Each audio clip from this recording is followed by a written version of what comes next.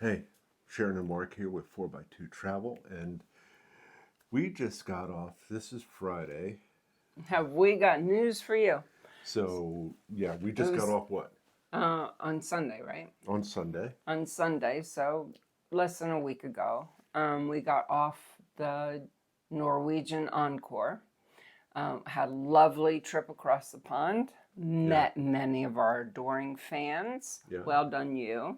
and And yes, we were able to talk with actual officers, and we have some updates and news. yeah, because we all know that right now the Encore is in dry dock, and there's been official communication, some poorly worded emails, and all sorts of rumors out there. Speculation. But just wanted to bring you an update as of today, as concerning the dry dock. Now, forgive us if we have the long cruise Crud. crud.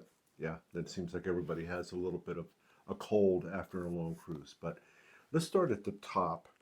So Okay. up on deck 18, uh, it's a laser tag. Laser tag was being demolished the last week of our cruise. Yeah, So we got in a race, race around the racetrack right before they closed that off. I did not get my rematch, which made me a yeah. little sad. And But nothing's happening to the racetrack. nothing's So happening to let's the stay on racetrack. track. But because the laser tag is right next to the racetrack was closed for the last week of our cruise. So they could use it for staging and that kind of thing. And also the laser tag was closed the whole cruise. And in fact, they even had some loungers up there when the That's weather right. was nice. And we kind of discovered it was coming apart when we had an aft facing balcony, Yeah. and we discovered pieces of styrofoam all over our balcony. Uh, so we know they've been dismantling all the stuff up Yep. there. And noise, Well, I happened to have one day in the thermal suite, which was lovely, except that that's right below laser tag, and yeah. there was quite a bit of noise. So if I had scheduled for the whole cruise, I probably would be a little testy. and and that was just during the day. We never heard noise at night No. for that. So the And laser they did tag, take off a whole hour for lunch. So, yeah. So the laser tag is going. yep. Now there were statements early on that they expected the next cruise to December 3 from Southampton to Miami, that the Spice H2O that's going in that area would be ready. But everything we've heard now is no, it will not be ready for that cruise, and there's been no date as to when it will be. Now, Spice, if you've seen the artist rendering on their website, it's quite a big deal. Yeah. Hot Now, tubs and a pool to and be fair, I'm not sure that anybody would want to go into that space for the first week of our cruise. right. But Yeah. some people were hoping for the second week to be And able to we'll use let that. you know what happens the second Yeah, week if they finish construction or whatever. But right. anyway, It won't be ready when we when get we on leave, ship. yeah. That's for sure. So that's on 18. So then, probably the most controversial change The is observation lounge. on the observation lounge on deck 15. Hmm. And this is a favorite for the ships that have the observation lounge. People Love love it. it because it's a And it's great, always full. yeah, It is, especially when you're in cooler places, it's a great way to have a view, especially if you have an inside cabin and you don't yeah, have a balcony or ocean view. It's a great way to experience that. Good news is, according to my friend Praveen, who is beverage and hospitality manager, at when they closed it, which was halfway through, All of the seating from the closed area, which was maybe a quarter. A quarter of the total seating, because actually, because some people are, oh my gosh, the whole lounge is, no. The only part that's getting changed is about 2/3 of the left-hand port side becoming 24 cabins. So you still have in front of that, the whole front and all down the starboard. Yeah. So it's like a quarter. So Yeah. all of that seating was shuffled into the remaining areas of the observation lounge. I'm assuming that they'll keep most of that seating. It didn't look overly crowded. Before it was very spacious. Yeah. So But they did a good job rearranging that. if that stays, then the number of seats stays the same. It's just a little bit more crowded. Right. Now, again, after the Azores, they closed off that section and started working on it.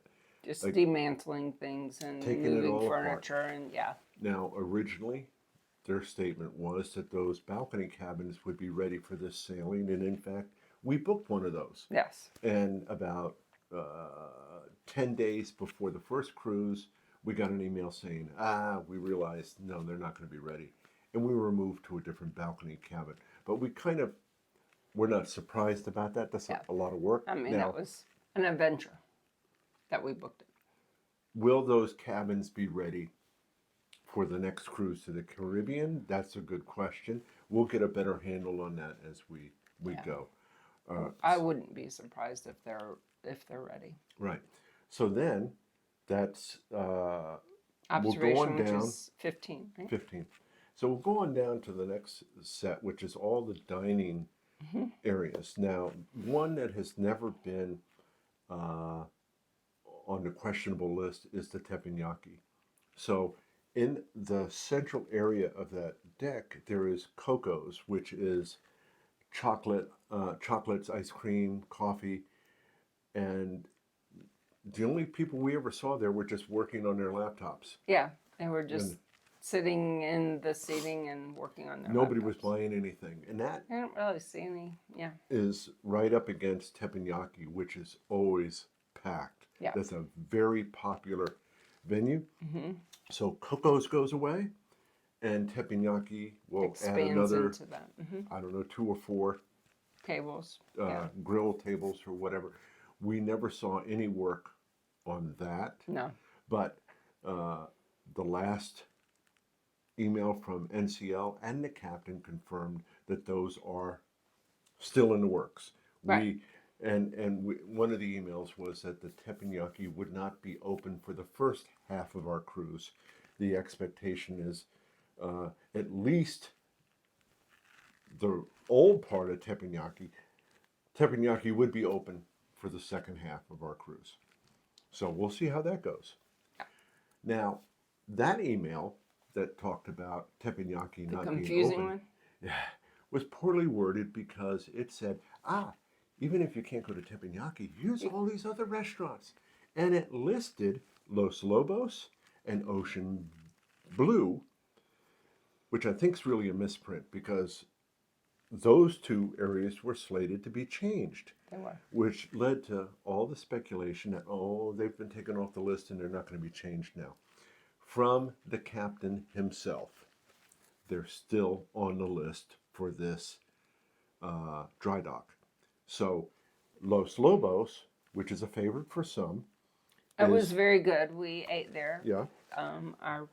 This cruise, just because It was it going wasn't, away. it was going away. So it was But very nice. You come into that area, you have the A-list bar in the center, Cagney's to the right, Los Lobos to the left. Cagney's was packed so much that they even had tables behind the A-list bar. Right. Los Lobos was half full. Yeah. So I can understand.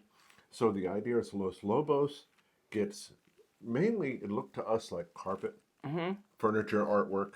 Yeah. That's the kind of thing to allow Cagney's to take over that space Right. and become a bigger venue. Right. The other one is Ocean Blue, which is, we ate there as well. Seafood, it was okay. But they found on the Prima and that class of ship, the Palomar, which is Mediterranean seafood, has been very popular. Yeah. So it seems like, and that from the captain's mouth is still on the list to change during this dry dock. Right. And again, I think that's just stuff, and It's just upfitting the Right. fluffy stuff. Yeah. Artwork and yeah. So we'll keep you up to date on the dry dock stuff, especially as we get back on ship.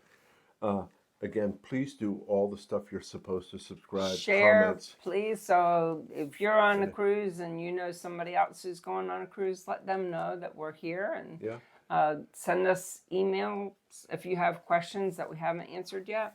And because you've stayed to the end, we're going to give you a tip.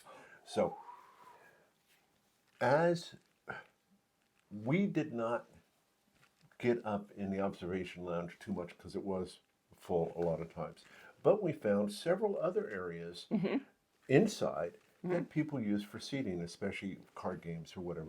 One, of course, is the forward buffet area. Yes. Especially Garden buffet. They have large tables that you can fit 8 or so, Yeah. round tables. And they weren't that full. And, No. and even off hours, Right. we'd often meet up there at 4 o'clock to play cards with others. And it was never packed. And that's right up against the windows, It was, too. yes, it was So- lovely. And the food's right And the food's close right, right there, and getting drinks and that kind of stuff. We often also found that most of the specialty restaurants are in operation for supper.